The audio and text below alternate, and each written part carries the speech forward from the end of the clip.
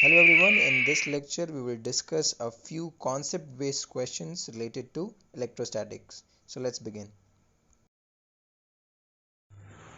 Okay, so the point number 1 that we are going to study is electrostatic induction. ठीक है, electrostatic induction को समझने के लिए मैंने यहाँ पर एक बॉडी कंसीडर किया है. Let's say this is body and this body is neutral. ठीक है, इस पर कोई भी चार्ज नहीं है. दैट मीन्स चार्जेस हैं but it is equal in nature. That means the number of positive charges is exactly equal to the number of negative charges. That's why overall जो चार्ज होगा बॉडी पे that is equals to 0. Right, अब इसी body को हम charge करने वाले हैं. देखते हैं कैसे.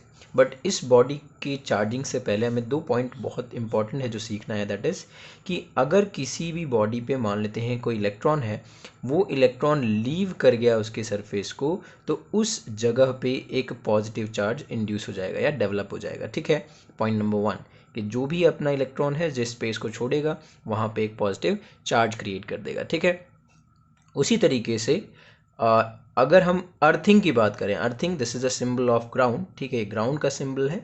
तो रिमेंबर ग्राउंड जो होता है that is earth is a very good conductor of charges. ठीक है, कितना भी अमाउंट ऑफ चार्जेस को वो क्या करता है, स्टोर कर लेता है. ठीक है, दैट मीन्स कि बेसिकली अगर कोई भी एक्स्ट्रा अमाउंट ऑफ चार्ज है तो उसको अगर हम अर्थ कर देंगे so it can withstand that charge. ठीक है, सो जिस स्पेस को छोड़ेगा वहाँ पे पॉजिटिव चार्ज आ जाएगा and earth is a very good conductor of charges. ठीक है, तो अगर इस बॉडी को हमें चार्ज करना है तो हमने क्या किया, इस बॉडी के नियर रीजन में, तो मान लेते हैं ये एक बॉडी है लाइक दिस, और इस बॉडी के नियर बाई हमने एक और बॉडी ले आया और इस बॉडी पे नेगेटिव चार्ज है. ठीक है, कांटेक्ट में नहीं लाना है हमें, इसके जस्ट नियर बाई लाना है हमें. ठीक है, तो होगा ये क्योंकि ये नेगेटिव चार्ज है तो जितने भी इलेक्ट्रॉन्स है यहाँ पे, लेट्स से यहाँ पे इलेक्ट्रॉन है, यहाँ पे इलेक्ट्रॉन है और यहाँ पे इलेक्ट्रॉन है, तो there will be a repulsive field जिसकी वजह से ये इलेक्ट्रॉन यहाँ से मूव करके यहाँ आ जाएगा, ये इलेक्ट्रॉन यहाँ से यहाँ जाएगा. तो यानी जितने भी नेगेटिव चार्जेस हैं वो रिपल्सिव फील्ड की वजह से या रिपल्सिव फोर्स की वजह से मूव कर जाएंगे. तो मैंने अभी बताया जिस जगह पे वो मूव करेंगे वहाँ पे वो एक पॉजिटिव चार्ज डेवलप कर देंगे. ठीक है, नाउ अब हम करेंगे क्या, जो ये दूसरे एंड पे जितने भी इलेक्ट्रॉन्स आ गए हैं इन सभी इलेक्ट्रॉन्स को हम लोग ग्राउंड कर देंगे. Right, because earth is a very good conductor. तो ये जितने भी इलेक्ट्रॉन्स हैं हमारे पास ये अर्थ में फ्लो कर जाएंगे. तो जैसे ही ये अर्थ में फ्लो कर जाएंगे, हमारा जो बॉडी था जो पहले न्यूट्रल था, अब इस बॉडी पे चार्ज डेवलप हो जाएगा और वो यूनिफॉर्मली पूरे बॉडी पे डिस्ट्रीब्यूट हो जाएगा. ठीक है, so it will be distributed uniformly. ठीक है, ऑन द बॉडी. और इसी तरह के इंडक्शन को हमने इसमें किया क्या है, we have developed charges on a body. ठीक है, और इसी इंडक्शन को हम कहते हैं इलेक्ट्रोस्टैटिक इंडक्शन. लेकिन remember this is just a temporary induction. ठीक है, ये परमानेंट नहीं है, इट इज़ टेम्परेरी. क्योंकि जैसे ही इसको इलेक्ट्रॉन मिलेंगे कहीं से extra electrons, it will again become neutral. ठीक है, ये न्यूट्रल होने की कोशिश करेगा. तो जहाँ से भी इसको चार्जेस मिलेगा इस बॉडी को, वो चार्जेस गेन करके अगेन ये क्या हो जाएगा, न्यूट्रल हो जाएगा. Okay, so again what is electrostatic induction? So it is a phenomenon of temporary electrification of a conductor. ठीक है, इस कंडक्टर का हमने क्या किया है, टेम्परेरी इलेक्ट्रिफिकेशन किया है. ठीक है, सो टेम्परेरी इलेक्ट्रिफिकेशन, किसी भी कंडक्टर का जब हम टेम्परेरी इलेक्ट्रिफिकेशन करते हैं जिसमें पॉजिटिव चार्जेस एक तरफ एक्यूमुलेट हो जाते हैं और नेगेटिव चार्जेस एक तरफ एक्यूमुलेट हो जाते हैं, इस तरह के प्रोसेस को हम इलेक्ट्रोस्टैटिक इंडक्शन कहते हैं. Okay, so this was the first point. Okay, let's see what is the second point. Okay,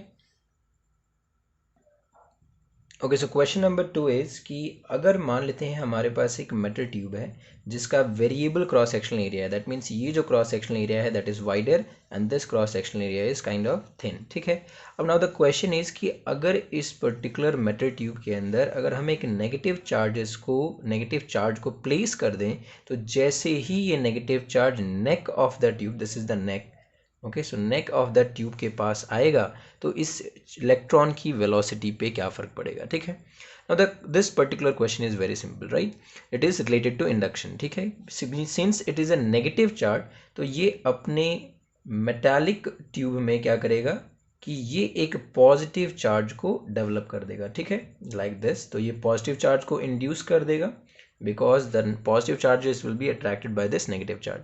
और जैसे ही इलेक्ट्रॉन यहाँ पे आएगा, नेक पे आएगा, तो ये जो पॉजिटिव चार्जेस डेवलप हुए हैं इस इलेक्ट्रॉन की वेलोसिटी को क्या कर देंगे, इंक्रीज कर देंगे.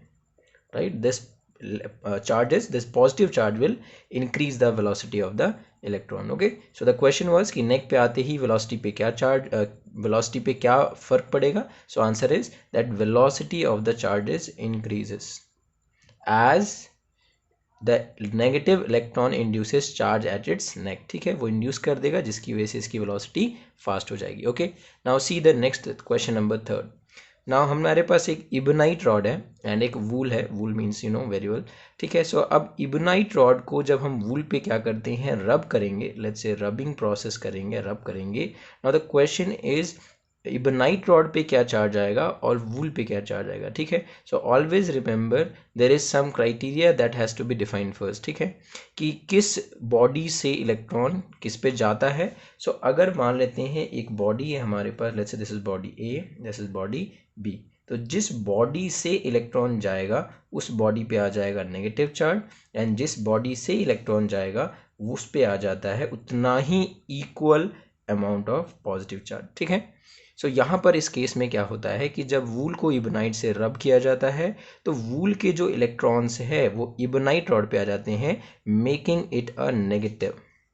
एंड जब इलेक्ट्रॉन यहाँ से गए हैं तो इसको क्या बना देंगे, पॉजिटिव चार्ज. ठीक है, सो क्वेश्चन वाज कि जब इन दोनों को रब किया जाता है तो कैसे कैसे चार्जेस डेवलप हो जाते हैं. तो answer will be that ebonite rod becomes negatively charge and wool becomes a positively charge. ठीक है, वूल पे क्या आ जाएगा, wool acquires a positive charge and ebonite acquires a negative charge. ठीक है, because the transfer of electron has taken place from wool to ebonite. Okay, let's see question number 4.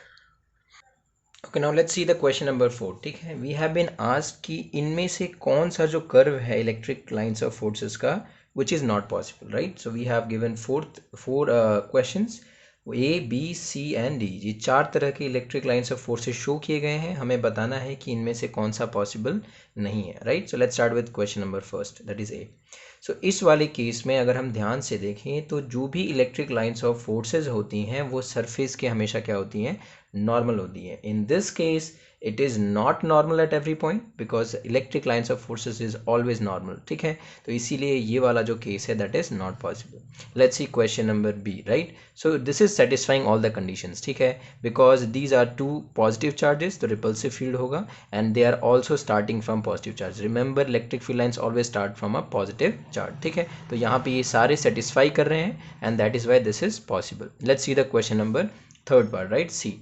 So in C case ये positive charge है, ये negative charge है, this is positive and this is again positive. ठीक है, तो ये भी possible नहीं है. द रीज़न बीइंग कि इन दिस केस जो इलेक्ट्रिक फील्ड लाइंस स्टार्ट हो रहे हैं वो नेगेटिव चार्ज से हो रहे हैं. राइट, सो ये जो नेगेटिव चार्ज से इलेक्ट्रिक फील्ड लाइन स्टार्ट हो रहा है दैट इज नॉट पॉसिबल. ठीक है, question number 4 that is D. ठीक है, इसमें क्या है कि अपने पास electric lines of forces intersect कर रही हैं. तो याद रखना कि कभी भी electric lines of forces intersect नहीं करती हैं. ठीक है, let's say intersect, never intersect each other.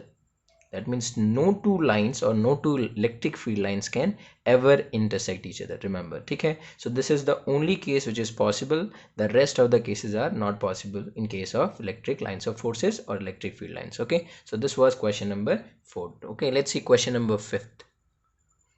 So in this question हमसे पूछा गया है कि 4 कॉर्नर्स पे 4 चार्जेस रखे गए हैं. The first one is here which is -5 microcoulomb, 2 microcoulomb, -5 microcoulomb and again 2 microcoulomb. तो किसी भी स्क्वायर के 4 कॉर्नर्स पे हमने 4 चार्जेस को रखा हुआ है और स्क्वायर का जो साइड हमें गिवन है दैट इज 10 सेंटीमीटर. ठीक है, और हमने सेंटर पे यानी स्क्वायर के सेंटर पे हमने क्या किया, एक 1 कूलम का चार्ज, 1 माइक्रोकुलम का चार्ज ला के रख दिया. ठीक है, सो ये 1 माइक्रोकुलम है.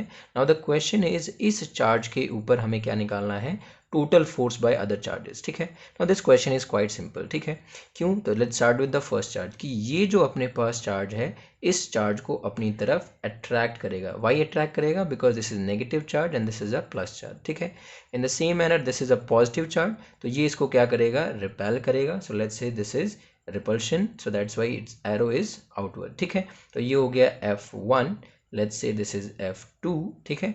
ये अगेन नेगेटिव चार्ज है तो ये इसको अपनी तरफ अट्रैक्ट करेगा, so let's make it F3। और ये अगेन एक पॉजिटिव चार्ज है तो ये इसको उधर की तरफ पुश करेगा, दैट इज F4, ठीक है। नाउ इंटरेस्टिंग बात ये है कि जो F1 का जो मैग्नीट्यूड है और जो F3 का मैग्नीट्यूड है ये इक्वल है, दोनों वेक्टर्स हैं और दोनों का मैग्नीट्यूड इक्वल है, लेकिन जो अपना डायरेक्शन है वो थोड़ा अपोजिट है, राइट। तो F1 और F3 क्या करेगा, F1 and F3 will cancel out each other, will cancel out each other। इसी तरीके से जो हमारा F4 और F2 है इसका भी मैग्नीट्यूड सेम होगा, F2 the magnitude equals this one, magnitude of F2 equals to magnitude of F4, ठीक है। इस केस में क्या होगा, अगेन F2 और F4 अपोजिट डायरेक्शन में है, सो F2 and F4 will also cancel out each other, ठीक है, so will cancel out each other. और जैसे ही कैंसिल कर देगा तो जो अपना सेंटर पे रखा हुआ चार्ज है इस पे जो नेट फोर्स होगा यानी F नेट जो हो जाएगा that will be 0। That means कि सेंटर वाले चार्ज पे कोई फोर्स नहीं लग रहा है, बिकॉज ये चारों चार्जेस उसको क्या कर दे रहे हैं, जो भी नेट फोर्स है उसको 0 कर दे रहे हैं, ठीक है। So this is one problem regarding the superposition. Remember superposition कि the net force on any charge is equals to the vector sum of all the individual forces. तो जब हम वेक्टर सम लगाएंगे तो ये हमारा नेट फोर्स निकल के आएगा, ठीक है। In this case the net force is 0, right. So this was question number 5th। Now the 6th question is कि हमसे पूछा गया है एक कूलम के अंदर कितने नंबर ऑफ इलेक्ट्रॉन्स होते हैं, ठीक है। So in this type of problems हमें जो लगाना है that is quantization, that is Q equals to NE, where Q is the total charge, N is the number of electrons and E is the charge on an electrons, ठीक है। और हमें पता है चार्ज ऑन इलेक्ट्रॉन जो होता है that is one magnitude wise it is 1.6 times 10 to the power minus 19 coulomb, okay, with a negative sign. Negative sign simply indicates its nature, ठीक है। तो यहाँ पर Q जो दिया हुआ है, सो गिवन क्या है, सो गिवन हमारे क्वेश्चन में Q is equals to 1 coulomb, N we have to find out, ठीक है। और E जो है that is 1.6 times 10 to the power minus 19 coulomb. Remember this is E is charge on electron.